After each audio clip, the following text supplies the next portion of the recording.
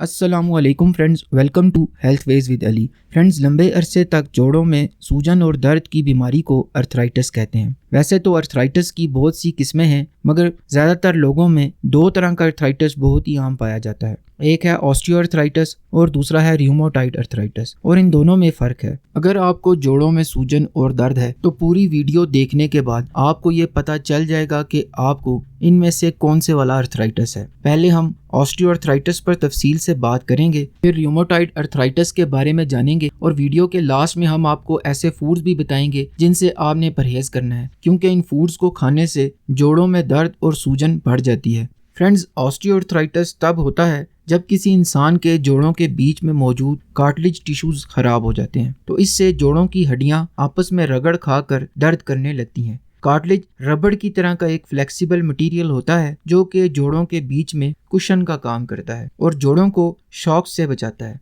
मतलब जब हमारे जोड़ हरकत करते हैं, मूव करते हैं, तो कार्टिलेज की वजह से ही जोड़ों की हड्डियां आपस में रगड़ नहीं खाती और ख़राब होने से महफूज रहती हैं। जिस्म के ऐसे जोड़ जो बहुत ज़्यादा इस्तेमाल होते हैं या फिर जिन पर बहुत ज़्यादा दबाव पड़ता है, इन जोड़ों के कार्टिलेज जल्दी ख़राब हो जाते हैं, जैसा कि घुटनों के जोड़, कमर और कूलों के जोड़। वैसे तो ऑस्टियोआर्थराइटिस जिस्म के किसी जोड़ को भी मुतासर कर सकता है, मगर ज़्यादातर लोगों के घुटने, कमर और हिप्स के जोड़ ही मुतासर होते हैं, क्योंकि इन जोड़ों पर एक तो वज़न और दबाव ज़्यादा होता है, दूसरा ये जोड़ बार बार इस्तेमाल होते हैं, जिसकी वजह से इन जोड़ों में तोड़ फोड़ होने लगती है। जोड़ों में जब वियर एंड टियर होता है तो इससे जोड़ सूज जाते हैं और फिर दर्द करने लगते हैं। ऑस्टियोआर्थराइटिस ज़्यादातर बड़ी उम्र के लोगों में होता है, क्योंकि उम्र बढ़ने के साथ साथ जोड़ कमज़ोर होने लगते हैं और इनमें टूट फूट होने लगती है, जिससे जोड़ ख़राब होकर दर्द करने लगते हैं। मगर उम्र बढ़ने के अलावा भी कुछ ऐसे लोग हैं जिन्हें ऑस्टियोआर्थराइटिस का खतरा ज़्यादा होता है, जैसे कि मोटे लोग जिनका वज़न ज़्यादा होता है, इनमें भी ऑस्टियोआर्थराइटिस बहुत आम होता है और इन्हें ऑस्टियोआर्थराइटिस का खतरा भी ज़्यादा होता है, क्योंकि वज़न बढ़ने से इनके जोड़ों पर दबाव पड़ता है, जिससे जोड़ खराब हो जाते हैं। मर्दों की निस्बत औरतों को ऑस्टियोआर्थराइटिस का खतरा ज़्यादा होता है, ख़ास तौर पर ऐसी औरतें जिनकी उम्र 50 साल से ज़्यादा होती है, इनमें भी ये आम है। कुछ प्रोफेशंस भी ऑस्टियोआर्थराइटिस की वजह बनते हैं और ऐसे प्रोफेशंस में काम करने वाले लोगों को ऑस्टियोआर्थराइटिस का खतरा ज़्यादा होता है, जैसा कि लेबर, ड्राइवर, टीचर, गार्ड और मजदूर वगैरह। इन सब लोगों को ऑस्टियोआर्थराइटिस का रिस्क ज़्यादा होता है, क्योंकि इन तमाम प्रोफेशंस में ज़्यादा देर तक खड़े या बैठे रहने की ड्यूटी होती है, जिससे घुटने, कमर और हिप्स के जोड़ों पर दबाव पड़ता है। ऐसे कि ऑस्टियोआर्थराइटिस में बड़े जोड़ मुतासिर होते हैं, इसके बरक्स र्यूमेटॉइड अर्थराइटिस में अमूमन पहले छोटे जोड़ ही मुतासर होते हैं और फिर बीमारी आगे बढ़कर बड़े जोड़ों तक भी पहुंच जाती है। र्यूमेटॉइड अर्थराइटिस के ज़्यादातर केसेस में मरीज़ के पहले हाथ और पाँव के जोड़ मुतासिर होते हैं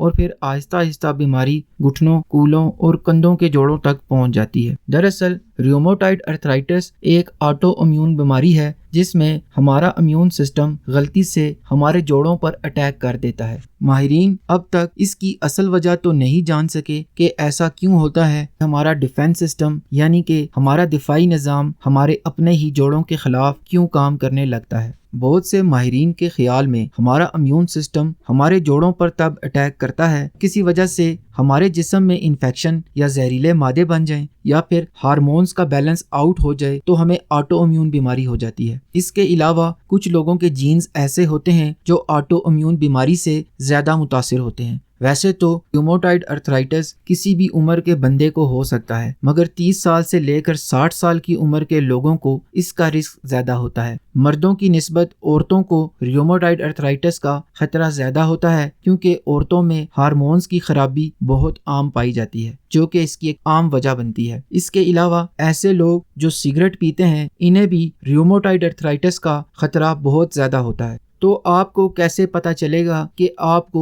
र्यूमेटॉइड अर्थराइटिस है? र्यूमेटॉइड अर्थराइटिस की सबसे बड़ी निशानी या अलामत यह है कि ज़्यादातर र्यूमेटॉइड अर्थराइटिस के केसेस में जिस्म की दोनों साइड्स के एक जैसे जोड़ ही मुतासिर होते हैं। जैसा कि अगर किसी इंसान को लेफ्ट और राइट दोनों कलाइयों में एक साथ दर्द हो सकता है उसे र्यूमेटॉइड अर्थराइटिस हो। अर्थराइटिस चाहे किसी भी किस्म का हो, मगर अर्थराइटिस में डाइट बहुत ही अहम रोल प्ले करती है। कुछ ऐसी चीजें हैं जिन्हें खाने से ये बीमारी बढ़ जाती है, तो आए ऐसे फूड जान लेते हैं जिनसे परहेज करना इंतहाई जरूरी है। चीनी چینی اور میٹھی چیزیں کھانے سے ہمارے جسم میں ایک کیمیکل ری ایکشن بنتا ہے جسے AGES کہتے ہیں، یعنی کہ ایڈوانسڈ گلائکیشن اینڈ پروڈکٹ۔ یہ کیمیکل ری ایکشن ہمارے جوڑوں میں سوزش کو بڑھاتا ہے اور کارٹلیج کو نقصان پہنچاتا ہے، جس سے ہمارے جوڑ آہستہ آہستہ کمزور ہو جاتے ہیں۔ اسٹڈیز سے پتہ چلتا ہے کہ جو لوگ زیادہ میٹھا کھاتے ہیں یا پھر میٹھے مشروبات یا کولڈ ڈرنکس وغیرہ زیادہ پیتے ہیں تو ایسے لوگوں میں گاؤٹ یعنی کہ گنٹھیا اور ارتھرائٹس کا خطرہ بہت زیادہ عام پایا جاتا ہے۔